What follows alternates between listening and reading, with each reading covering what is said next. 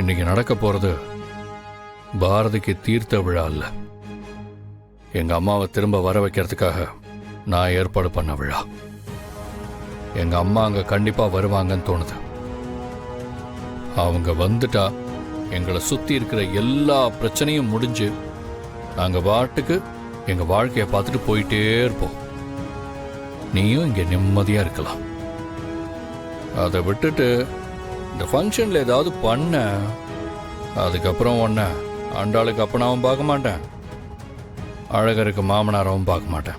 உன் சாவு ரொம்ப கொடூரமா இருக்கும் சொல்லிட்டேன். எப்ப ஆதி, நான் தான் முன்ன மாதிரிலாம் இப்ப இல்லைன்னு சொல்லிக்கிட்டு இருக்கேன்ல. சரி, நீ வாப்பா, வா வந்து வண்டி எடு, நம்ம கிளம்புவோம். கோயில் அம்பிட்டு பேரும் காத்துட்டு இருப்பாங்கல்ல.